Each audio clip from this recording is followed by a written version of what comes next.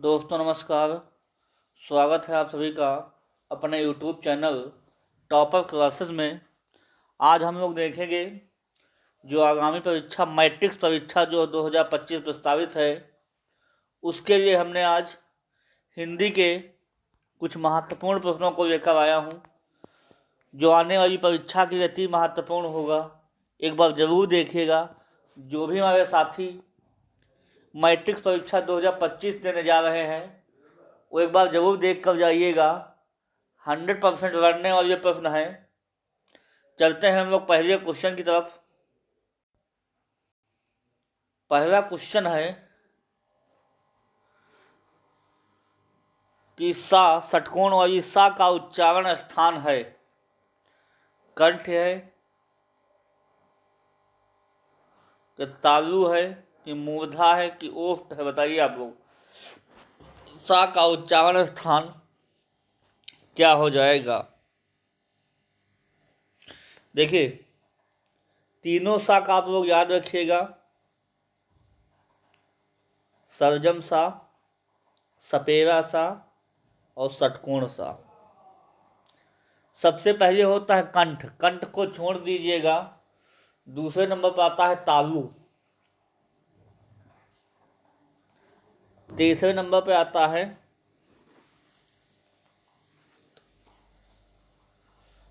बीच में होगा षटकोण सा और फिर बाद में हो जाएगा सा। ता मु, एक ऐसा हो जाएगा मूर्धा और ये कैसा हो जाएगा दंती। तो सपेरा वाला सा जो होगा दंती होगा, षटकोण वाली सा मूर्धा होगा और सर्जम वाली सा कैसा हो जाएगा? तालु हो जाएगा। तो ऑप्शन नंबर इसका तीसरा सही जवाब हो जाएगा। सा का उच्चारण स्थान क्या हो जाएगा? मूर्धा इसका सही जवाब हो जाएगा। अगले प्रश्न की ओर हम लोग बढ़ेंगे। तालव्य सा का हो जाएगा जो है दंती, षटकोण सा मूर्धा और सर्जम सा तालु। अगले प्रश्न की ओर बढ़ेंगे हम लोग। अगला प्रश्न है, निम्नलिखित में कौन ह्रस्व स्वर है? छोटा है, बड़ा है, बड़ी है, ए है? देखिए, ये जो नीचे वाले हैं तीनों, ये सब है संयुक्त स्वर। क्या है? संयुक्त स्वर हैं। जबकि छोटा आ जो है ये है ह्रस्व स्वर। कैसा है? ह्रस्व स्वर है। इसलिए ऑप्शन नंबर इसका पहला सही जवाब हो जाएगा। अगले प्रश्न की ओर हम लोग बढ़ेंगे। अगला प्रश्न है, निम्नलिखित में कौन योजक है? ये विराम चिन्हों से प्रश्न पूछा गया है। इसमें कौन सा योजक होगा? बताइएगा आप लोग। योजक ये कौन सा है? ये है अल्प विराम। कौन सा है? अल्प विराम। ये कौन सा है? पूर्ण विराम। ये कौन सा है? विस्मयवाचक। और ये कौन सा है? योजक। इनमें से कोई ना कोई आपको देखने को जरूर मिलेगा। अल्प विराम, पूर्ण विराम, विस्मयवाचक और योजक। ये सारे जो हैं विराम चिन्हों के अंतर्गत इनकी गिनती की गई है। अगले प्रश्न को हम पढ़ेंगे। अगला प्रश्न है, मुझे उठा नहीं जाता में कौन सा वाच्य है? कृत्यवाच्य है, कर्मवाच्य है कि भाववाच्य है कि इनमें से कोई नहीं है? मुझे उठा नहीं जाता ये अपने आप में कैसा है? ये अपने आप में भाववाच्य है। ऑप्शन नंबर इसका तीसरा सही जवाब हो जाएगा। समझ में आ गया होगा दोस्तों आप लोगों को। अगले प्रश्न की ओर बढ़ेंगे। जो भी हमारे साथी मैट्रिक्स की परीक्षा देने जा रहे हैं, एक बार जरूर देख के जाइएगा। 100% प्रश्न करने वाले एक बार जरूर देखिएगा। अगले प्रश्न को बढ़ेंगे। अगला प्रश्न है, निम्नलिखित में कौन जातिवाचक संज्ञा है? पटना, लड़का, गंगा, बचपन। देखिए, पटना किस प्रकार की संज्ञा है? पटना है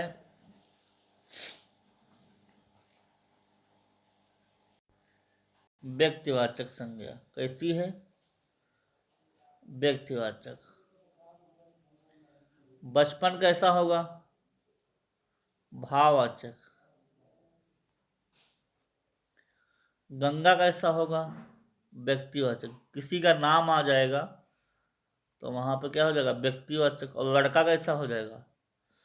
लड़का हो जाएगा जो जातिवाचक संज्ञा का उदाहरण हो जाएगा।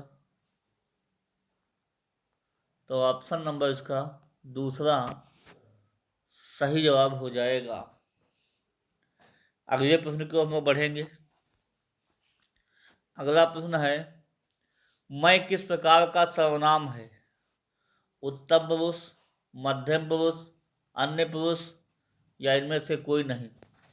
तो आप लोग ट्रिक याद रखिएगा। मैं उत्तम, मैं उत्तम, तुम मध्यम, तुम मध्यम, तो वह अन्य। क्या हो जाएगा? वह अन्य। मैं उत्तम, तुम मध्यम, वह अन्य। तो जो है मैं किस प्रकार का पुरुष सर्वनाम हो जाएगा? उत्तम पुरुष सर्वनाम हो जाएगा। ऑप्शन नंबर इसका पहला सही जवाब हो जाएगा। अगले प्रश्न को हम लोग बढ़ेंगे।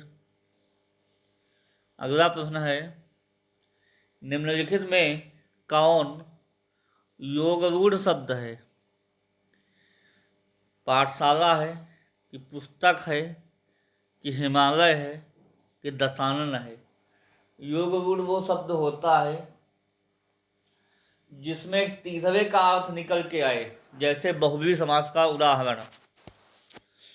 जैसे पाठशाला कैसा शब्द है? ये है यौगिक शब्द, दो शब्दों से मिलकर बना है, यौगिक शब्द है।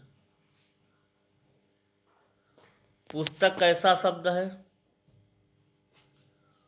पुस्तक जो है रूढ़ शब्द है, इसके टुकड़े नहीं किए जा सकते।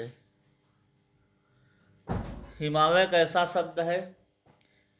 हिमालय जो भी है यौगिक शब्द है। जबकि दशानन मतलब हो गया 10 हैं आनंद जिसके, अर्थात रावण जी। तो योगरूढ़ का उदाहरण हो जाएगा। ऑप्शन नंबर इसका चौथा सबसे बेहतरीन जवाब हो जाएगा। अगले प्रश्न की ओर हम लोग बढ़ेंगे। अगला प्रश्न है, सदैव में कौन सी संधि है? दीर्घ संधि है, गुण संधि है, वृद्धि संधि है, यण संधि? बताइए आप लोग।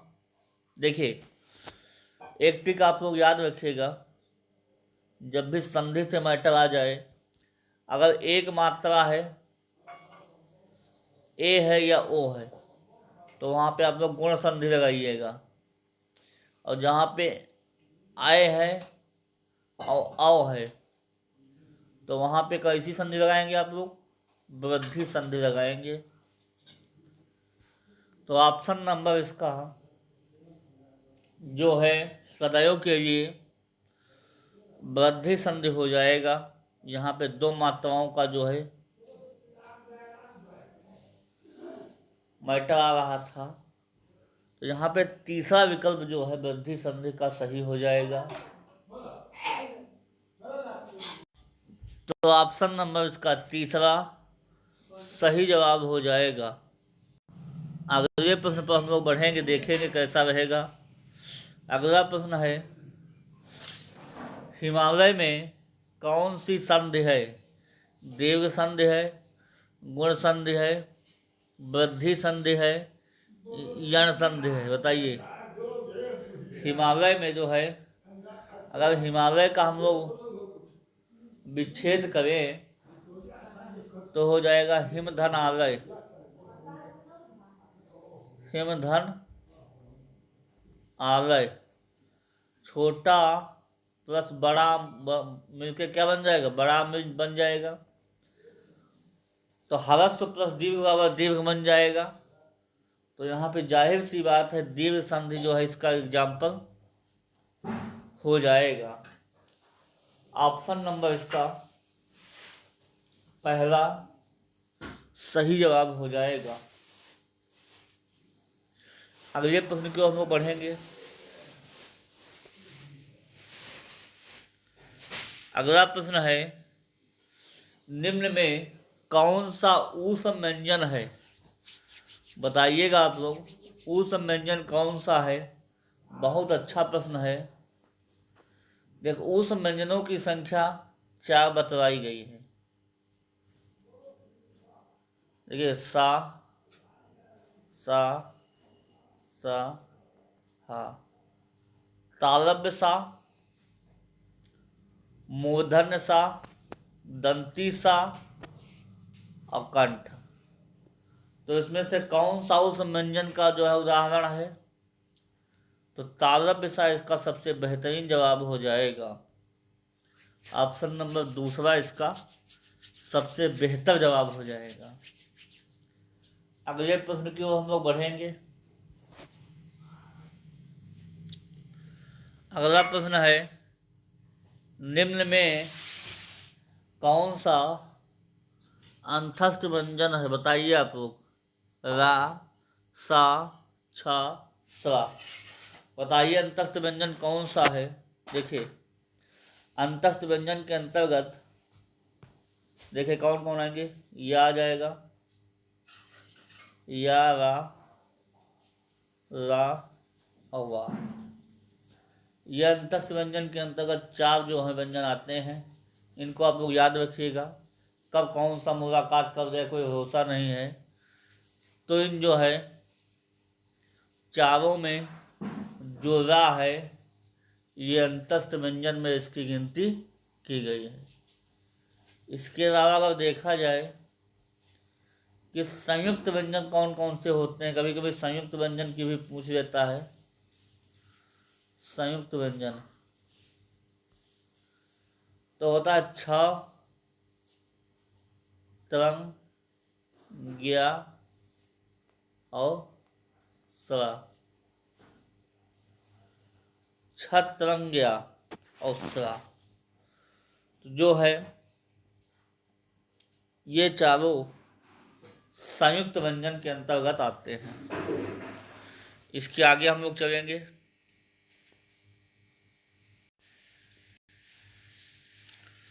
बहुत अच्छा प्रश्न है। भाषाई आधार पर गठित होने वाला पहला राज्य है। बताइए आप लोग कौन सा पहला राज्य है? राजस्थान है कि तमिलनाडु है कि मध्य प्रदेश है कि आंध्र प्रदेश है? तो भाषाई आधार पर जो गठित होने वाला पहला राज्य था वो आंध्र प्रदेश था। इसलिए 14 सितंबर सन 1949 को गठित हुआ। इसलिए हिंदी दिवस जो है 14 सितंबर को जो है मनाया जाता है।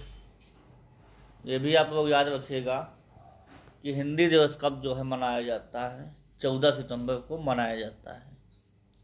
समझ में आ गया होगा आप लोगों को। अगले प्रश्न की ओर हम बढ़ेंगे। अगला प्रश्न है, हिंदी भाषा किस लिपि में लिखी गई है? पांडुलिपि में कि देवनागरी लिपि में कि गुरुमुखी लिपि में कि इनमें से कोई नहीं? जो हिंदी भाषा है वो देवनागरी लिपि में लिखी गई। ऑप्शन नंबर इसका दूसरा सही जवाब हो जाएगा। अगले प्रश्न की ओर हम लोग बढ़ेंगे, देखेंगे कैसा रहेगा। अगला प्रश्न है, पक्षी आकाश में उड़ रहे हैं में कौन सा काल है, बताइए। वर्तमान काल है कि भूतकाल है कि भविष्य काल है कि इनमें से कोई नहीं। देखिए, पक्षी आकाश में उड़ रहे हैं, तो जाहिर सी बात है ये वर्तमान काल का उदाहरण है। और पक्षी आकाश में उड़ चुके हैं तो भूतकाल का उदाहरण है। उड़ चुके तो भूतकाल का उदाहरण है। और पक्षी आकाश में उड़ेंगे, ये जाहिर सी बात है भविष्य काल का उदाहरण हो जाएगा। तो इस प्रकार से काल का मतलब होता है समय। किस समय में जो है कार्य हो रहा है, उसका मतलब ये होता है। अगले प्रश्न की ओर हम लोग बढ़ेंगे, देखेंगे। आप लोग अंत तक बने रहिएगा।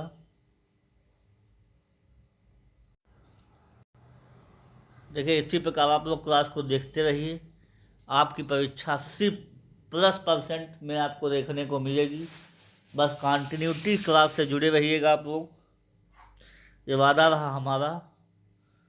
और सफलता मिलना सुनिश्चित है।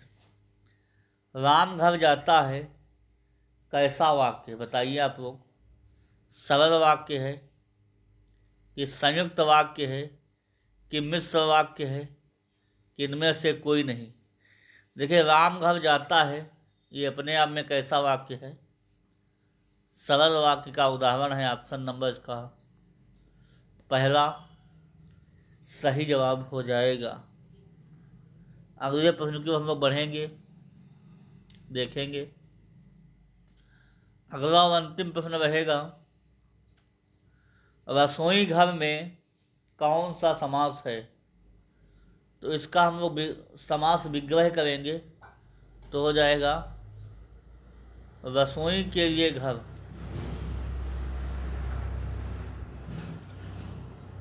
रसोई के लिए घर। तो यहाँ पे देखिए, कारक का चिन्ह हमको देखने को मिल रहा है के लिए।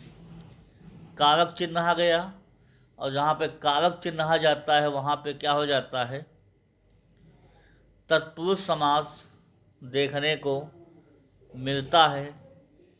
तो रसोई घर में जो है तत्पुरुष समास हो जाएगा। समझ में आ गया होगा दोस्तों आप लोगों को। तो दोस्तों, इसी के साथ ये आज के प्रश्नों की श्रृंखला समाप्त होती है। जिन भी विद्यार्थियों को मैट्रिक्स परीक्षा 2025 देने जा रहे हैं, 80+% प्राप्त करना है, तो टॉपर क्लासेस से जुड़िए। बिल्कुल फ्री में आपको तैयारी कराई जाएगी। और यदि चैनल पर नए हैं तो चैनल को लाइक कर लीजिएगा, सब्सक्राइब कर लीजिएगा और बेल आइकन दबा लीजिएगा। ऐसे ही क्लासेस को देखने के लिए चैनल से जुड़िए। और ये वादा रहा हमारा, फिर अगली क्लास में जो है मुलाकात करेंगे। तब तक के लिए धन्यवाद। Okay, thank you.